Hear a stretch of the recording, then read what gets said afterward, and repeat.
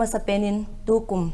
kum tha hoi ta mu thei dingai koiwa pa pathin chu thangbai num hen lang amen chuting le mi pi zo si na bon chawin kum tha chibe ka hin bole tu kum 2022 ama sat pen na dinga hi to ke honin impact tv channel Kuki talk so chimpi thaya dingin ke holim pi dingin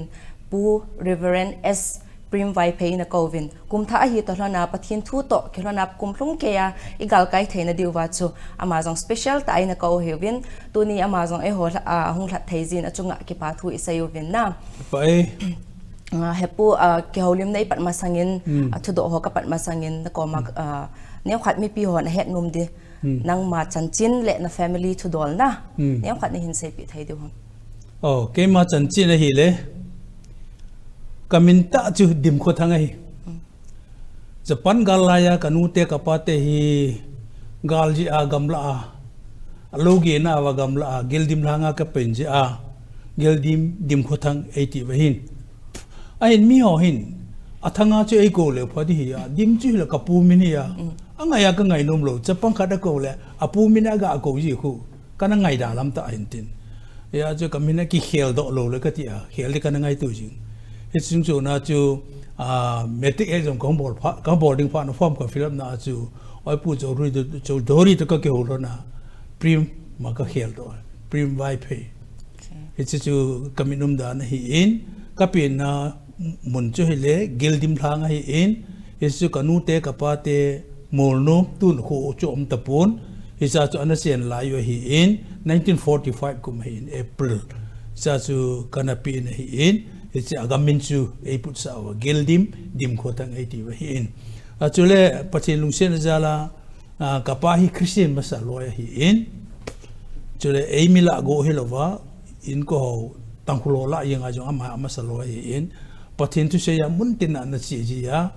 ita chu ama pathin tu se hong hi to ki hlona ke jong hi pathin tu se hi chu ko tha hong no ma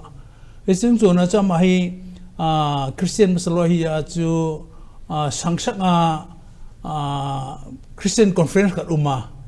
it's a conference chu ama aga pana hele atu chayong kisom na lai asam tan lo lai ala tang khulo chun ipa iroi thi ba lak pra 80 ka ya che heu ho ji na tin ala cha chu missionary sap kang ho khan hin ke homi kang ho hi isen gamo wa kom so lo di vai tai ka chi loi di vai tai na ho thing hang mi ho na sei pe wing ka te kum si le lo wa di zoom cultivation khu so lo ding a hi ye chun tui lo ki ngai to win 80 chu ka ki benglam thu sip in phailo bol thin lam pi ko ngai tun chi atia cha chu ama chu molno ma ka chena wa ko na chu to ka khu salam patong a khu ko hong ki cha wa hin kapa salam patong ayong chu anaping chu hinan ako sa te chu ka hinawin ai wangla thingla mi te chu ipi ne le sa anup na de tu ki hole le a chaule le hi wa ta chu kapa te chu molnum langa na cheng wa salama hong le chen ka hi ve e chu kapin na chung chang hi han lang hi le chu le tu la tu hin ke ma all Manipur Christian organization hin president ka hi in all Manipur Christian organization ki ti chu Manipur sunga Christian ho Baptist lang Presbyterian lang Catholic hian lang 70 jong le kidem tulova pakaya dinga din khom ding let us keep aside all our differences and stand together for the cause of Christ hisi lungtum na chu ke khai khom na khat kini khom ai in hisa chu pathian phot sa tu chan ge ya hi president ai pu sa wa hita chu isu ka kisa lel pi hin hisa masanga chun keima ka school ka ina chu hi le ka gamu high school an lo gen thei ta lekha ka hong sim hi in ka kho wa chun school pon akim vel mei te ho ko ayong school pon ita chu gen thei ta school kaina ni hole la ka hong sim hi in achom len ga se leng ka kho salam patong chu thoban lang hi in mod bunga high school ka hong ka hi in hisema sangayong chu mei te la wang jing hoi lai la hem kapa hin lekha sim sa te ding ai na go na chu le thing lang tang khulo la number si ge ya kana chi a sikul kana kaya ai wang ki shu thei be se lo ita chu kan oma chu le thangkan phai cycle ko ma sayang ko kana kaya ita chu class 6 kapa sina abana thobala ka kaya thobala ko na chu mot bung a chu metric kong pasina sa ko na chu pathina to lo hi thil ko ai bo ka ti a kapayong pasar hi a chu pathina to di kalunga hu ma mot bung nga metric capacity sit le Jorha na Eastern Theological College Jorha na kachi a licensed in theology tu nom tapon isu ka sima isu ka chaipa na Madras a BD Bachelor of Theology kasima ka chaiyo wa chu yong chu pathin na to den ngin tu la he le kha he na mi ki vetan pas ro yeng jong a hen ai pmt ki do na khanom ji ta ya khu chu Serampura BD Bachelor of Divinity kasima ka hongpo na sa chu Sadra Baptist Association na kato le Sadra Baptist Association kiti yong chu namtin ki kiloi khom kuki achum hilo naga achum hilo meite achum hilo ki kiloi khom mai na mo chen ei go hin icha chun Manipur Baptist Convention Manipur sunga organization lin pen hi in am ho chun youth le Christian education na dinga team na hing ne wa lo ho de sa na jala team na hing ne dungju wa chu 1974 September MBC join ka bola 75 ma ji kaneya pathin nin gilaga ap chapang chate numeili pasalni habe dojan chu kachate hi in kachanu alien penu chul boy nu ativin boy nu pa ativin ama chu tu boy ho to kichengin barada benga na to hi in ama hi le tu Johnson High Secondary School aku lecturer rahi in anau nu chu hikit le pastor to kisengin pastor ji hi in hau ki mo khat to palil lang ho to kiseng ai wangela gospel forisia ke man kan tundo Manipur kan pu lut gospel forisia chun tu nanu pol hen na tong thonen chule kachapa ali japa Samuel Vaiphei ama chu pathin jala IRS hi in tu hin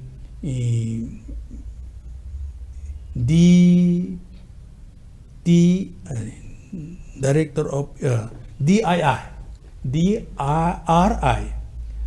intelligence na deputy director na tongin na pa chu hile aking olsa Jemmy tu hun Delhi call center atongin chule amanoya numeni hin khanu chun MSc Physics Honors IIT Bombay chayin an la na tong pun government na to ding hol num pun sila an alung penu chu MBBS chayin ama yong chu champa chu World Health Organization na contract ana to ayo COVID ka hunat pha na chu atok na chu da la ke isa sa nga contract hin chu renew to wa huta kum ichu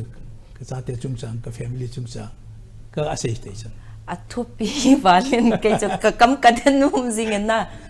mi pa loling ta na hin ka na pa nang pa pen he pu ti ti ta no pastor na hi dan cho na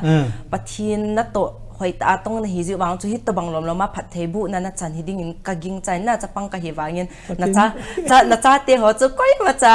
bol the na nei lo om pon na IRS na san MBBS na ma pa na san zang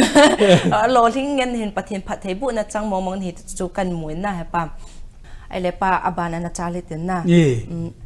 pastor cha na hi in reverend na tin na aban le theology Bible student hin la mi him khat hina chu pin tha na di ta student Bible zil tam pi pastor tam pyong ping tha lo ho pi karang pan phat asai jiwina nang ma hin iti apat pin tha na lagaw langa na hin mua sting le na to hi iti apat iti lam dola na hin to pat ham ne khat na journey nya question hoi ta adita ka pa chu pastor na hi ya hi go hi lova ke ho gam kai saram patong gam kai ei mi khu tam jo khu aman hobung na tundo khosom la khonga hobung na tundo chu ala ke lungela chu kapa chu ka kinep chu kapa hi banga pathina tonga ke chu pathin nei la na ta ka ti ana esu kana mon pi a pin tha na bang kana nei lo pi ai bang howa cha lunga lunglut very religious minded cái chú Bible long cái sim Bible long hết na cái hết ale cha chú mấy cái công pháp sinh hoạt na chú theology cái sim lệ thì cái tháp nó cái chỉ thu hin pin tháp lo vào cái chỉ hin second year công nghiệp hoạt na chú sin and salvation thì chúng ta công hilu lệ cái pi song sinh ngày đầm chân nai lâu bất thiên gia hiện nay nai lâu cái ông thì cái ngày tu lệ cái tí hung giật ta ya chú cái lối hồ jana ai một cạo lệ cái chú jan baro khula cái thổ độ gì à có lẽ sapel hồ là chú cái gì à stage chung à cô các kita à bắc cái này ngày đầm lâu để ham tiai cái nó cả gì chú à lệ sắm khát hấp tắc ham cái ta vào hi lệ bất thiên cái đăng ta cái lung sung à na hin to à lung mona sắm na kipan em pi à chú ang chú agil dan cho sei yong ka hapun so le rom bung khat chang rom bung nga chang kha na e ho ta sanjala pakai krista ta sanjala pathin to kichami hita ve te ko ke amo mo hi ti kaung kila theological college ka kai na chu class ka ne ti ole rom bung nga chang ka chu gu chima ka simjia ka hi chun kalunga khoi be sia hita chu ki pan di ta chu kaung ne ya cha ko na chu e loi ho chứ là cái lối họ tôi ông chú cái gì à các dân bằng cái chân này rồi hiểu thì cái gã này tiêu lung xịt mình là cái gã vậy gì cái chú bác cái Christa tôi cái một tổ đàn thôi in cho nên cái bạn kia là chú bạn cái sim na dùng cái hạ sạ pa bác cái chun hạ này bị ra là cái mà để sponsor dùng lên na ta chú cái nu cái pa tệ xin nó tông mà để sponsor nuôi vào chú hạ sao thế dùng lên kapag Yesus Krista pon kay mail hadinga awan lupin na hinda ha lesen na ahong pina hile chule missionary hon bon e hon huing le chan thina ding wa sab gam nom ta dal ha wa e ho gam gen thi ta to oile is it theology ga asima e sponsor di lo ti hom chu ga ta se ding chu kong ki ja pi ana ta chu theology course ong chu kong chai thi okay ai lệ tu hình aban chiket tin na Christmas New Year ke pala thanum ten phai la hon chu that in mangovin in langa hon jong hin chai ta vin ma ba lai nei ke the chu hi election na hi Manipur hi Christian te din mun le na election to thua hi pi nang man vai hla na num na nayam it's hi ka ki sa lal pi pen kha chu hi all Manipur Christian organization in ka kisa lal pi pen chu hi chu hi ti chu election masa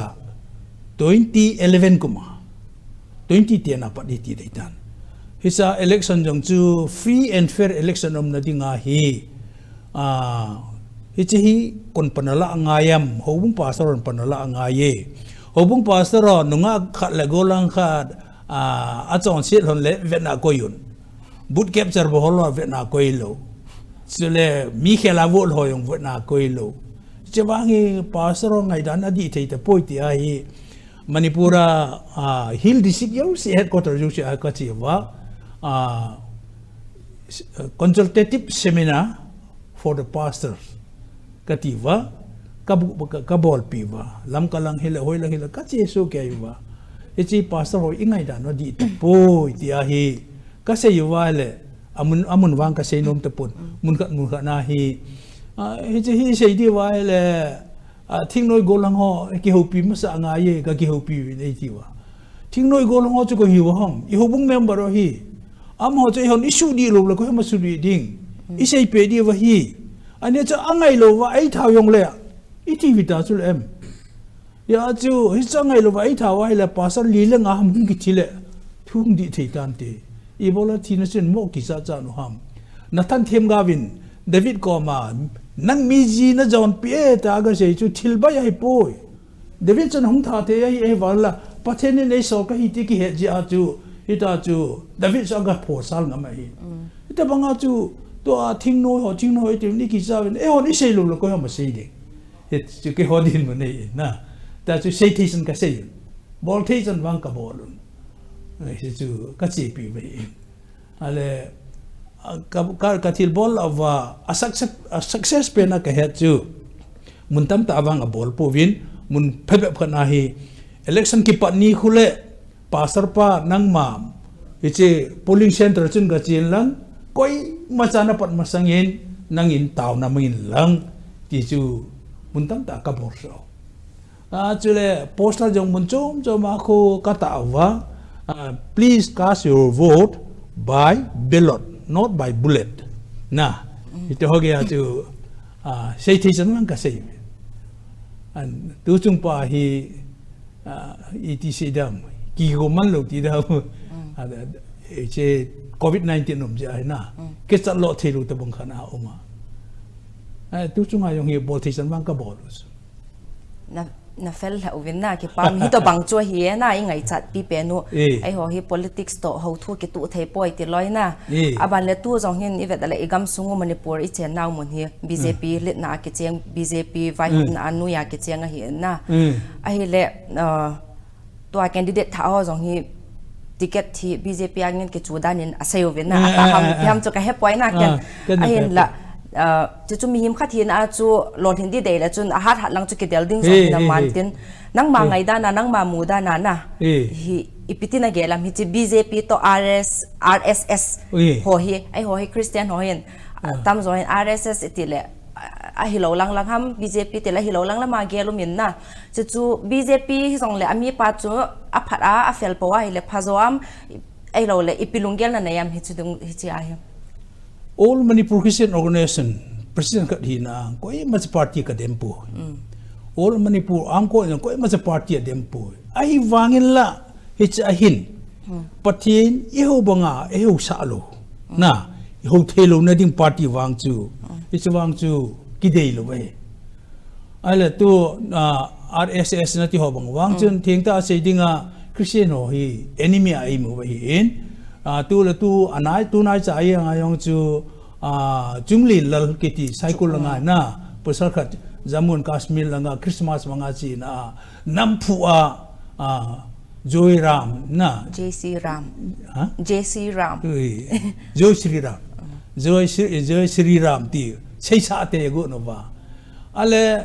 force conversion ja nom lo ba ti ba ale chi force lo yom na ito yung chu authority ni ma cha veki talo na ito ho chi lai na pi thing ta sei dingin ai lo wai le bola party chu ki dem dam na it's hin ai pi chi tale a congress na pi tale iga isen na ga mo wa hi mi ho hin a ho no ma ki ho thi na diu ti wang ki de hin ta bjp ke ticket a ki chu ye no he di ta christian hodinga i chana pha am si am ti chu ve tal hela ama chan phat chum din ngai tu na hon hi chu cho bol yin te na koi ma sa iden pui ong mi to ki na ai la zon ring chu ya mizorama thingnoi mi ong ki pat pe na i bola nangin communist china naman cha ma tile ina ka ai le phol na ding tu thing tu bu ngai pui ti ro da ita banga cho bol thu kai te ya go ji o hin ai wangel ai gam sungo wa pathen ngai na ta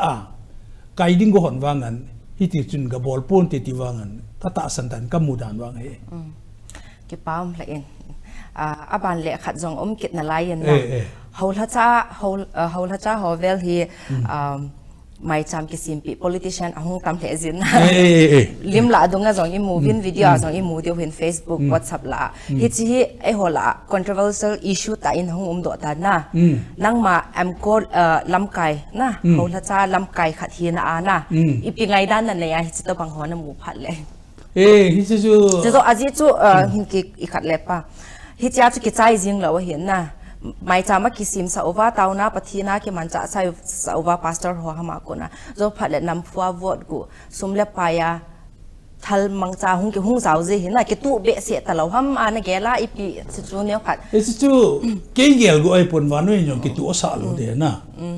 ale thengta ga seidinga pastor jok chi wang ai pui ong pastor kon kha hi mai phavet na taw na hi mai phavet na nei wa officer kha nin mla kha nin taw na ni hung man pi o tia hung ko vai le ki pa ten chi ve ta bo a chi yong cho she poi ai wangela ise minister pa mla pa officer pa chu neti chon na ka chon na khana di poi tia ama na sei pe lu la sei pe rum lu hi chu ama ni tilanga chu sei talova เจจูขมานุมยาจะไว้นะคิดไม่เลยนะที่แต่บางอ่ะจอนพัชจีเปียมติงไอตุลฮิลไปของจูอาเซียนนะจูแต่บางอย่างนักกิมันจะอดีป่วยที่เวทลุยละอาพันหอฮีหัวที่เทียหัวดอกว่าฮอลที่เทียฮอลว่าอามาฮิมีพัชจูไม่มีปานฮิติตีนะแต่อาพันหอกอาศัยไปไว้เลยอาเจียมินิสเตอร์ปะไอเมลปะจุนโหราซากันฮิติปาจัดฮิอาพาก็ฮิตไอลำตีขนาดอาเซตบอลน่าว่าจะคิดจุ่มตุลับกิติขัดหูหุ่มข้าลาขนาดเกล้าเฮเลยMLA หอมินิสเตอร์หอสุสีไปแบบสุสีฮีหูลำไก่หอยวักตินุมจุเล่MLA แคนดิเดตขัดนินโหวตจ่อเทียจ่อจุเล่มีแค่ละโหวตลาสาเทียลาสาบุตรเก็บสารบอละหุ่งไก่ติงเล่ป่าสระก็เวนตินกิป่าไม้จามิงชิมเป็นอะไรติงpasal panci kita tain ya kata pasal ke iki kau tadi dan aku macam kasi min patien ki pan dia itu patien tai tom na yo di chu ke ji la bang phai patien tai tom na hin thing ta sei dinga tulai pasal mi ngai nom ding sei mi shu di na ding thu talo mi ngai nom ding cha sei tu pakai yeso yeng yong chu Parisai ho sadukai ho to ke hulai wa chu am ho ngai nom ding sei la hoya ching pe la khet be di wi ong khen be hi be ve tao hi lo it's chu hi in mi ngai nom ding thu ga sia mi ga pa chale a taw na ga mang ki ti ho chu a khri ni na a ju ai koi ma cha dem na ka se pu it's chu pathina nga kamo pu na da na ka ge la ka se a bol mi la bol ki da ta le phai ele na sai banga chun pastor zo si hi point na friend zo si zong a hi point na ka la khat le ni a hi na video he na vet si du zong da yo min na aba le khat zong kidin phung le chang za le nam ki tu thailo na zong hi ho thu ho lam kai hoin pastor ho reverend hon ho a khen tel zio hi si ja hi nam pi a cham na dam na thailo hi tiang kit in na hi chi chunga hi la nang mani pi ngai dan na yam le pa Patien lusin na zala patien na kahong to hi ayo kasi MBC na Manipur Baptist Convention kana to ito masanga so sadara kana to ito namkim kiloy ko MBC yung ko emi yung naga yung Nepali yung Meitei ki ko phom su ke ito banga chu multi ethnic la hi kahong to jihin tin ya chu emi atia chu ma ga ki khop ti yung ko ke wang kathanum lupi aya pakai Yesus Kristan daltan na bang ti chu Greek hole juda ke ka daltan na bang chu pakai Yesus Kristan ngai lu nain a phet hatai ti a efisi bungi chang som le lia ko si ya ala tulai holam ko ni che Yesu na phet la sa bang chu age phat ki ni chu na ya chu pathin thu a hi na ho ke ho ki ti ha da han la chu le Korea ka ma akan taudan ti Korea ho bung alet dan akan taudan na si alai ho yong pi za le nam ki ve le velin phai sing ji yong hin avengin hoin kai khom ti ti Korea i pi chu mi dio ala phunga ai ga gi khen wan nang mi ke mi ga gi ti a Jesu bol heli bol su Jesu wangan atisana ai sa pakai Yesu Kristal han atisan za la pathen cha hi chi chu Yesu anaga kha jang chu ka su pita hi ti vet ngaya Meitei yung ka su pita hi ti vet ngaya amon ju ta chu vet ngaya itu i lo to ka si wa chu Krista hi na di ta nei lo wi ti chu noble da thu umpun i hi na wa ki langai chi asu di na dilam piu kiti mai le ke ho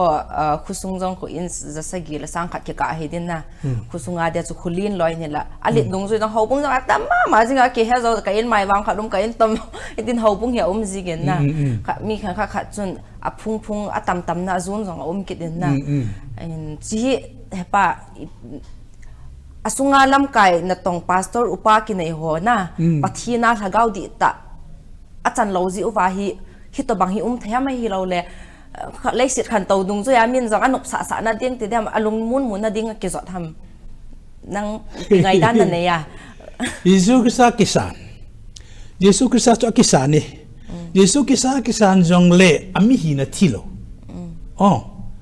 a Kuki hi na thilo a Naga hi na thilo a Meitei hi na thilo Christian tam ta ki masu hi to ho chi hi masu ale Krista chu ikisa na hi le I na pum pi pa ka ki pe lu na ta san cha te jau che chu so pi mi na ve di ya so pi na mi na mu di ya e hon to a kapeng tha ta cha testimony sei mi tam ta jong hi phung la chang thung ki sia le ka phung lang on jing na isi la sam na wang isi se wang chu pathin lung de hiding van ka ging cha thei pun ka ta san thei pun ai le aban na tua khat thuai ke holem na tua achum beleng hin sei ke na na to na ministry sunga hena hepa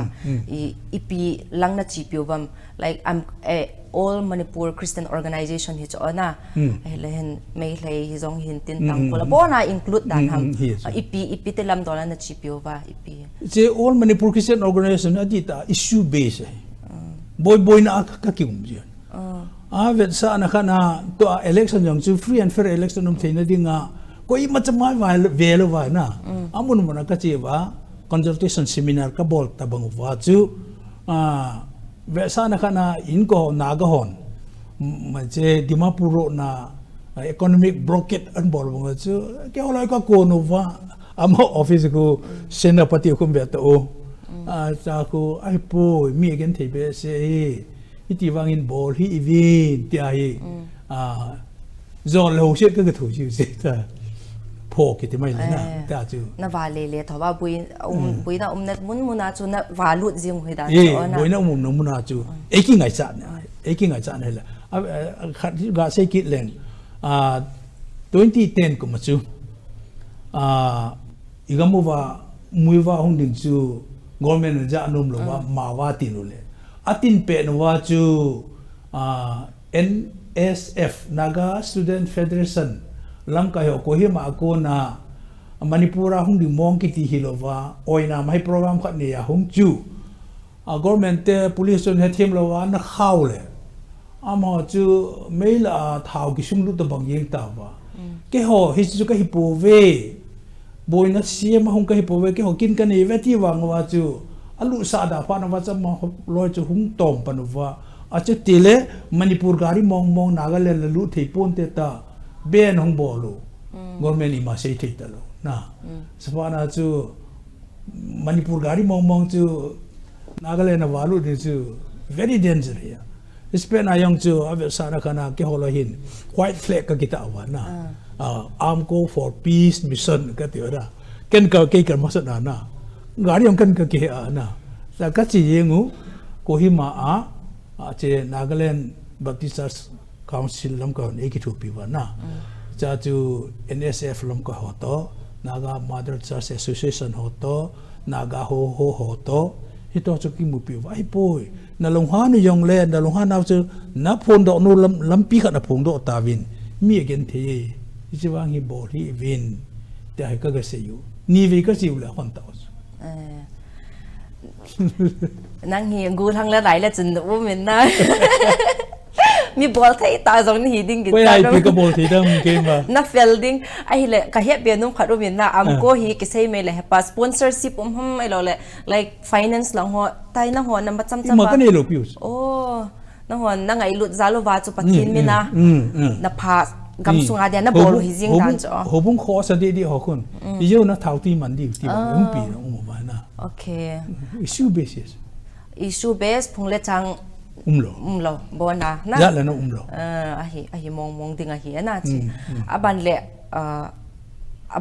question abana ana chal he te na khat ka do num chu nang jong tu ni dang lai hin in sunga jong na ku kom ku wa ne talap ne ri chep jong ni chon sit da let ta ke lai ta na tu khanga hin hi cho chu I ma chalaw ta bangim tan chon sit nan jong akisim ta poi na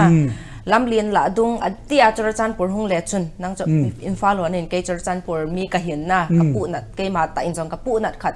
nunga gul hang nupi upa lo nu mei lo pasalum lo in drug addict hi adim set jing in na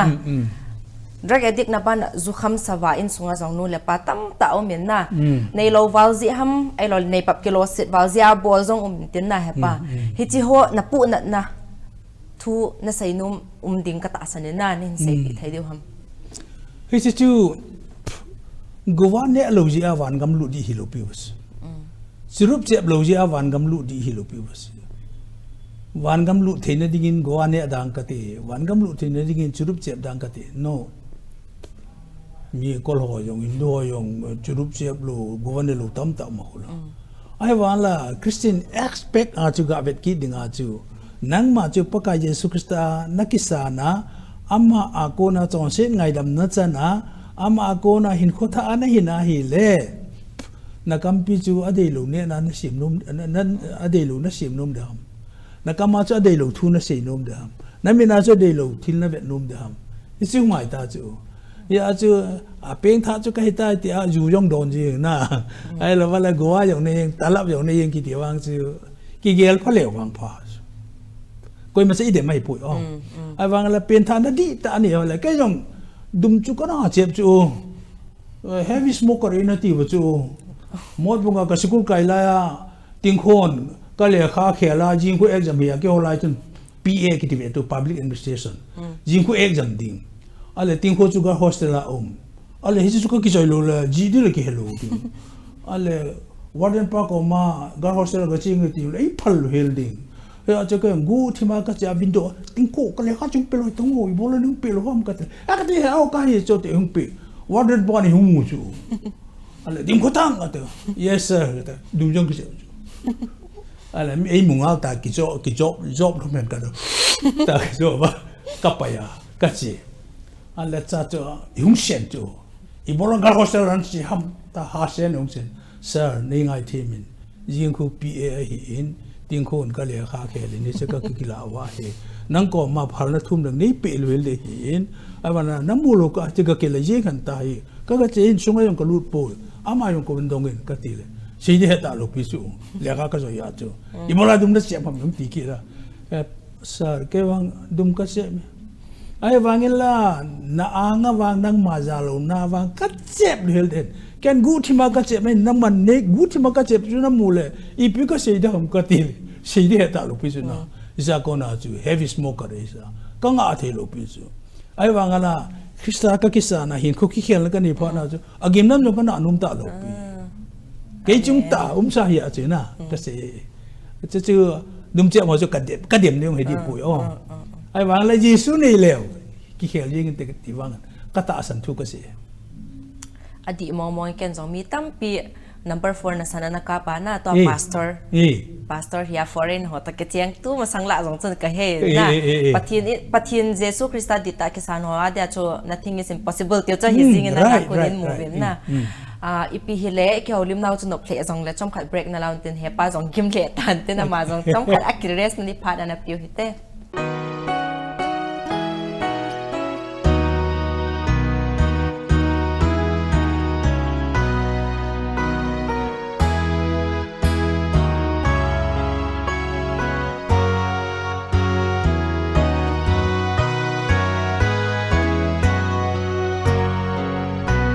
Khoi hi akon hung kisim do don thei zo se hi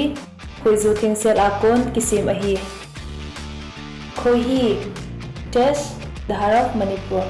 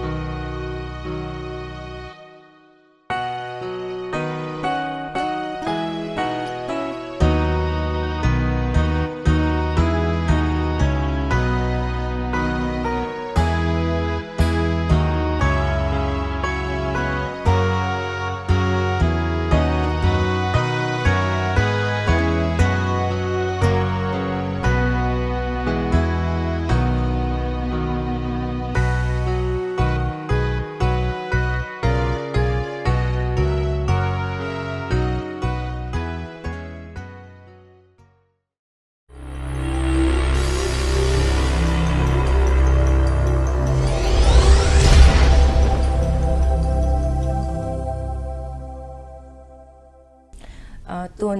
break at cho kitai tan ki holim na abana na sun zomu hitinun hepa bana kan to kit nom chwa hia hele mi aki inchen or inchen na di hi paule ho la cha ho na sanjing in zong tu lai black business ati ho na ka heta poe kani tiwham sop ke sa tiwa sabon bomb ti khat ken asungam ka he point la kaza hen na sabon bomb business number 4 ka he point na in chen di hi paule tin abolu ven na ni ai le amo khu isai ket phat le ka in chen di hi paule ka hat pe din ki holden ka ba ping tha ki din ka tin ka pin tha phat le chun ti ki din hin na e ha sunga chu e bol thation chu black business ki ve ding sumi hau phat le pin tha din ipi ngai dan na ne am hi che ai hi song chu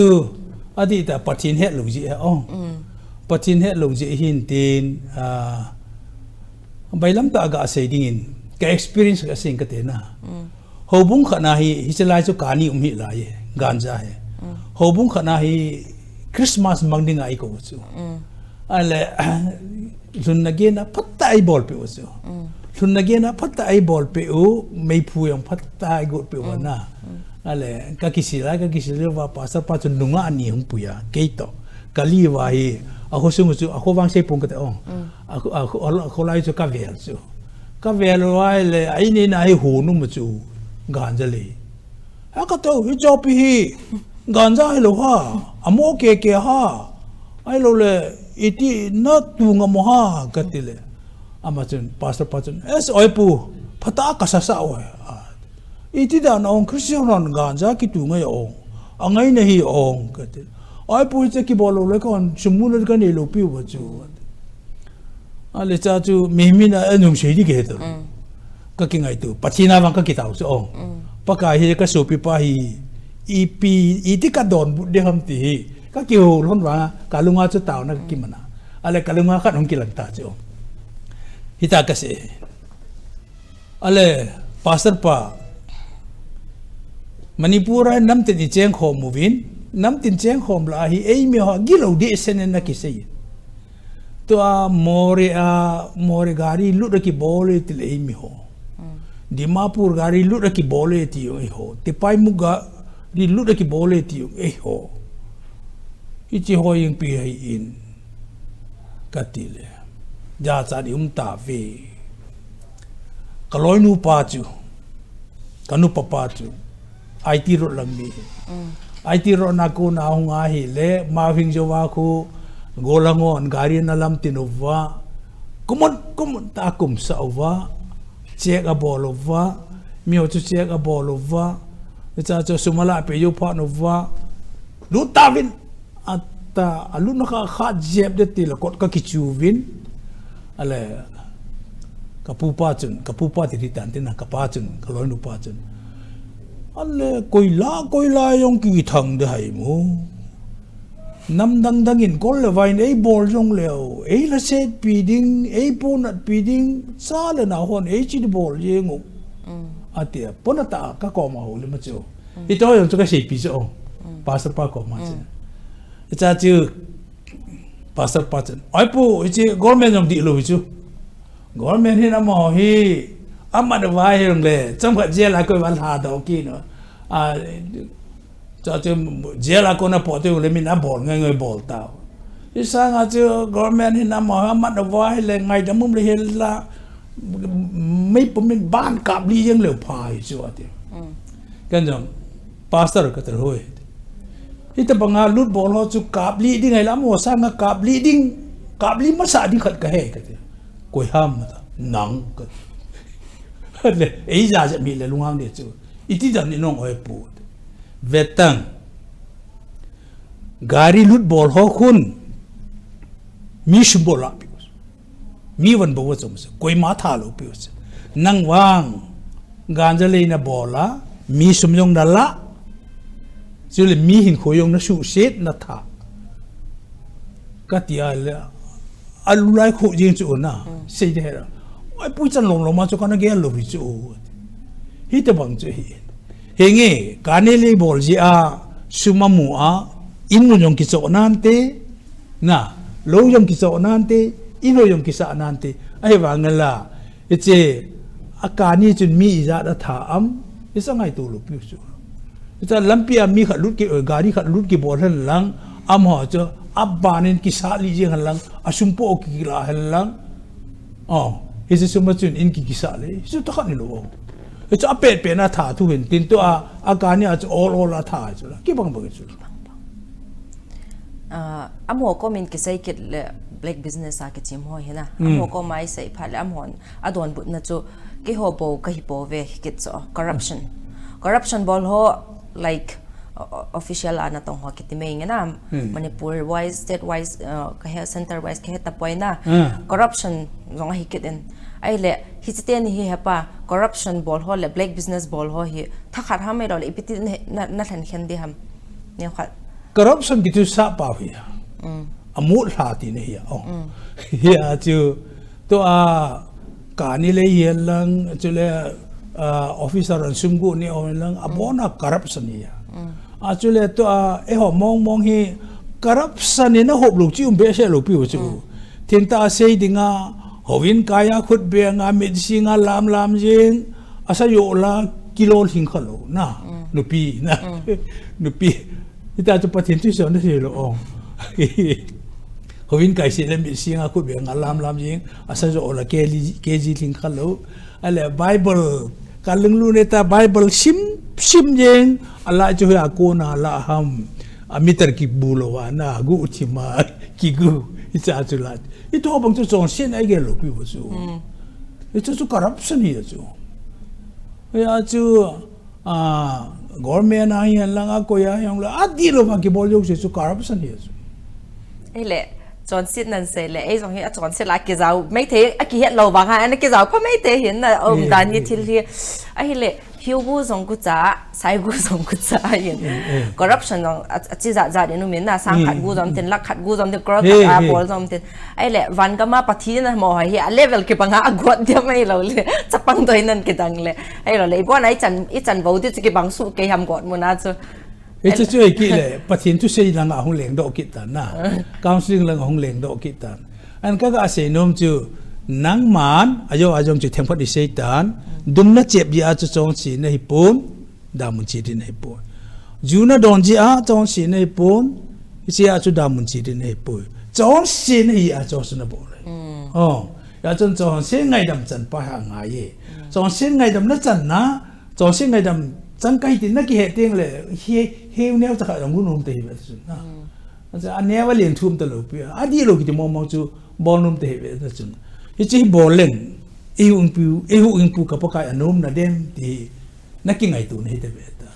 na holim nai ngai na achun corruption hi ta black business hi ta imazau si be na ding na kham na thaya pat ki dal se thai na tinga chu pin tha na ti ta right chi chu nei phat le imazau si chu yesu ne nga imazau si chum ta lo di hi jeng hen na a hi le ki sei me le to hi kum le phat a chal dung zu ya jong thil phalo asu do jing ta in na khang tha te dinga I chan gya hi chi kham na thai drugs le corruption ho hi in sung hi ta khang tha te dinga I chana danger na sa chule ipi a consequence sum thai ding ham to I mean like in sung khada kanu ham kapa ham chu black business bol hi ta na le drugs ne ho tampi new bazar la am ta cho bazar la hi chi khununga I chan gya danger a hin hlut thai ham nang ma mu da ichawang chu wan gam ge ding thu hi ta hin le si chunga yong ki he chu ti chu officer minister officer ka ti ana ne gu bol ho corruption ha bol ho acha te du da hi beta isi chu kam ita yong kamu so chule sumgu ne gu kiti bol le hela kitu ta pathin na tong mong hi jong le ana to na chu christian ni na so ho chu acha na yong phai yim beta ito ho wang chu imu sa hiya chule ga het ki ding kha chu tun wang an aum gam te hi in infala ka hong ti la government officer ho minister ho bang chu apa te christian lam kai ho ji an hi ve ta ju kham sa wa ho cha te hi lo pi chu ito wang chu election ko wa yong chu kilam tho chu ya chu ka ni lei bol je in mo he ta ki cho na ve ta lo ki cho na ve ta ai wangila acha de lai aji pa de lai ji nu de lai ko iya nang ma chung ki mang sin tin episode le se chung amo ding da mo hu thu na sai cho di na kanun jong asai jing jingin kanu ong hi bazar me na zu zin mi ka loi ka pai hon kham thei na drugs ho zu le ding in poison la ka cha te wang sit ding le hununga ka tu ka cha gen thei ding kanu plau zi na tin me ki zu hian hian nu le pa cha te phat thei bu na hi nu le pa in ai kha den na cha te chung akelang nu le pa phat lo hi cha te chung akelang na ti na dan hian na he chi hi koi zo sia din politician hoi ta ho bu mi hi ta mi thlam hi le na ai phat ai le cha ten aga ne di phat lo le aga jong i cha ten ne the ma ti na nan sai hian na hina chu ve sa na kana patinin cha ai pi chu Christian khat hi na jala anun jong apan jong cha te chu pathin thu a ho kha mai jam pata sim pi pathin to ki het tu sa hi sunga ya hi su Isi tu bol hela kani le pu bol piana ganja le bol pi tu acha chu hoilang an thuna mi chu pathinang ama mo po ni chu achule kilisana ka se pun ka sapa tu IRS ka ti pa chu khat ve hi S.Prim aku tu sei dinga iko ama chu cha chu UPSC exam bol ku mi chu ale ama mi het kan hitan tin na echa chu boy pun jong testimony sei le phan te atiwa ala ama na testimony sei na tam ta chu sei nai a sei ke het kha chu ke hi ka neu la ya ki pana ka pan jesu to eina ki mutu sa hi le jesu eina nei sa hi le sign ka hong sima ko nai pathin po ti number 1 ka hi de na Jadi Yesus tu ke mutu masan satu sans kahong simina hele sans ipi ham ti ke he ya kita tu mi pa minu sate tu pathin dei I sa no male e jong pathin dei bang ki mananga ye ka ti ati thu ngai nu mum ta nei sei do pin kai ma tai jong na lei sit lam thu dol la gau lam thu dol hele na he pa ek haulim na nop le jong le chai na lang mano hi tin na thil pi impact tv te akun neu khat ka hin pi nom den ki pam tu nei pi ha cookies basket he chi khoi hi enterprise na amon sponsorship impact tv ge sa nei ho zo si ke pa mana pi zeu hen na chi hi a hi en ole ka ki po ele ngo ga chu beng khoi hi ki tingen na khoi hi no ki po me tu ko de aban le khat jong na lain chi hi pu major L Paulin thang Khongsai le a family na ge sa ka nei ho zo si impact te na ki ko ho zo si het jing da tinga na ki pathil pe an sim pe o hi en na ji jong hi nang man na ki pu di hin te ta Kuki Chipinthei talk show guest na apai ka ki pa amang lo di tai na chi jing ding ai tai ya chen na hon jong ta banga hi ki pa thi clip ni pe ki pa ka sal he jing in aina impact tv da asumaina ekhoi ki hojikan ki tai bang ki punsi ki matang da saruk khara yana na ba ko bi ra aga atu ta sunatana sigum laba khudon si tambirak pa ki damakta harau ngai ba ju phongduk jabani ya chu impact tv ngai la yo si pathin phathei bu na isan diu ki ne min pathinen ei peu kum 2022 hi pathin dei banga mangding election teng jong le I Christian hina hemil loading pathin dei banga ka hin lo hi ke adinga pathinin ei pe hin khoi hung bai han lang hele apa ala na dinga ampoi ti hedo che in pathinin ei peu kum 2022 pathin dei bangin mangtau ti hi mi pi ko mayong kawai la ti dam ka tim na nu mai ka ki pai amen a china dingin lut lan tu hin 2022 ngi a hoi tu be se na pon na virus min zat ke za tu omicron khat hom ke ta na pa a china dingin ki dong leng he chi reverend khat na hin a cha te jong MBBS na nein IRS na nein nangin iti ki ven de dan hina nang man nang ya ahan lang chimjong na heta nin lan event lan na smart na fit thadin hi chi virus a ko na hi iti ki vendiam ti to mi pi ho na next song hi in bol thei zom diu hinam jong ke hello hi ta na lockdown hung ki pan the hi na ja avi ho zo si ipiti na vai la nu mam hi cha ko na ke ven ti dan cái medical person jong ka hipo na awangela ka sei num khat chu government in iphat na di wa sei vaccine ki kap ki tong hi niel helin ki kap do tin gam ting sei hom po te jagu somgu lugu thu po sei po te paten government instruction ding paten ki kap mo tin face mask paten ki bol jing tin chule khut mai na kisil thing jing ki ti hi isi bol leven chule pathin ta san leven ke yong tu chunga chu covid 19 chu S.Prim Vaiphei yong covid 19 positive high viral load hi ta ke thanga chule na kain ko te ei ka pi yong mai chu na ai wanga pathin lung sen ke ko on mo lu pi chu na ai chu hilaya ye so chu covid sanga len zo chu hilo Bisa tak asan ngai su. Ai hiji ka sei le. Ati ho cha ta asan po ka ti na wa ngai pu o. Ai wang chu I bol ti chu paten ni cha chu thi nga ai phat sa ai la ama thu ta na. Ai wang la we should be ready. Hiji ka sei no me. To ana thu sei chu ngai le. Mi ching mo mong ne ti a vela ka sei ki no ma ji chu society song vai pastor khan kha khat vaccine ke kap num lo jong tam ta na da na hin na ba le other card nei nai lo jong tu cha de ki ho kai ma na to ko other card bolo me pita other card na nai lap te le ka dei poi he na say 666 so ja chu kani na san jo ko num lo wa hi tu de cha na cha vaccine ke kap thai lo na chi chom lo phat le hep to hep pa ti dang hep pu ti an sei chu inangai la taw vin vaccine ke kap su ke tin ke kap nai lo hoin jong ki chi virus a parai ki khat the na diu wa chu aban le a China a heta in ki pa thu sei na na pa impact tv ta tai bi le khui te hita ta pu major paulin thang te hele na China da ki pa thu na sei num le mi pi ho ko man na last message ti dham to na ne hin sei pi thei wa he ki pa am thai jengin ta ga sei ban chu ga sei yep ki len covid vaccine ki kap ki ti chu kanew la ya ka kho wa sumpu ano ma chu khonew cha chu mi tam ta na thi a chu cha chu ka gol chan pi ka ki chip khom pi ka lo ha pat ma na thi yeng wa chu aya ke yun sum chu mun chu ma kana jam do wa na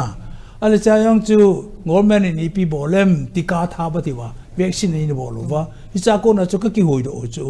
su la to la yong cha pang bang pi na hi le ki ka ba khula na a chu ai chu ipiati ti vam to other card to ita covid to vaccine ki kap ding gam tin si khong hi ipita na sei sa ta bang ka te na ale covid 19 ahung ma chu hi che alo hung sim do lo injection hung sim do lo lang na vaccine bol do lo te inga le lu na ki uma ahung pa na dem loi